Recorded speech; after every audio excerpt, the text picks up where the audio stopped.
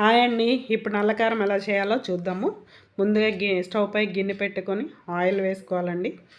Oil వేడెక్కాక ఒక spoon జీలకర్ర వేసి వేయించుకోవాలి. ఇప్పుడు అందులోనే మనం ఒక కప్పు ధనియాలు వేసి వేయించుకోవాలి. ధనియాలు వేగిన తర్వాత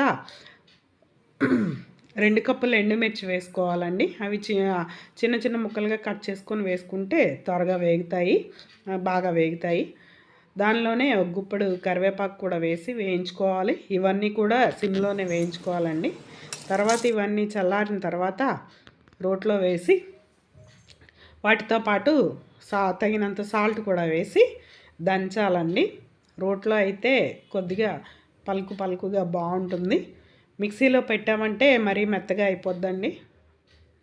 ఇలా అయితే రైస్లో తినడానికి బాగుంటుందండి. నేను ఈ విధంగా వీడియోలో చూపిస్తున్నట్టు కొద్దిగా మెత్తగా అయ్యేలాగా దంచుకోవాలండి.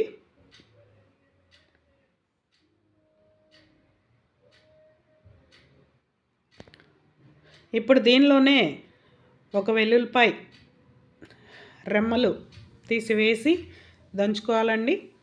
వెల్లుల్లిపాయలు నలిగిన తర్వాత మొత్తం కారం అంతా కూడా వెల్లుల్లిపాయలు కలిసేటట్టు మొత్తం తిప్పుకొని బౌల్లోకి తీసేసుకుందాం.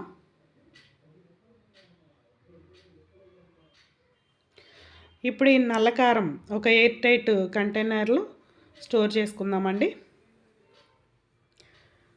ఈ నల్లకారం వేడివేడి అన్నంలో నెయ్యితో పాటు తింటే చాలా బాగుంటుందండి.